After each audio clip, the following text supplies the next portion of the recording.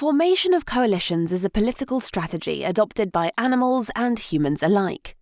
Coalitions are one way to gain or maintain status, and they can even help level the political playing field in cases where differences in rank grow big. But studying coalition formation is tricky.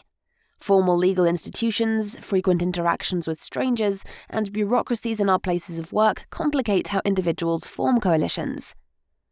To gain some insight into coalition formation absent such factors, researchers examined 2 communities of the Tsimané people in Amazonian Bolivia, whose livelihoods are based on horticulture, fishing, hunting, and gathering. Their findings suggest that, at least among men, the emergence of coalitions to resolve conflicts is patterned by kinship, other cooperative relationships, and social status.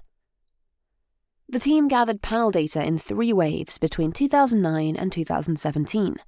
Data for a second village were gathered separately.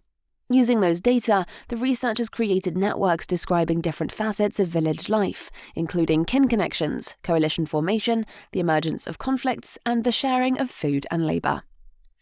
They also asked villagers to rank fellow men according to different measures of status and included measures of physical strength and size to examine any possible effects of what they call physical formidability.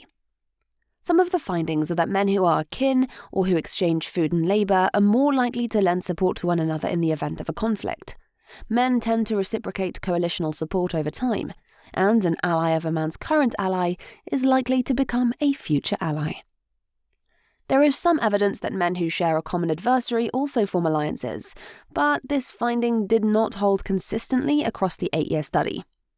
In addition, Tsimané men who carry more informal influence in their community are more likely to provide coalitional support to others, but do not as clearly receive more coalitional support across time periods. More physically formidable men do not as clearly provide coalitional support, but more consistently report receiving coalitional support. These higher status and physically formidable men are hubs of their community's coalitional support network.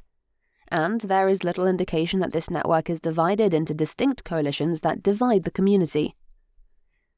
While similar data for women are currently lacking, future studies are warranted as Tsimané women build and leverage social relationships in different ways than Tsimané men. Exploring how coalitions are formed and maintained and what functions they serve in Tsimané culture could help scientists better understand how politics plays out in more complex institutional settings and work environments.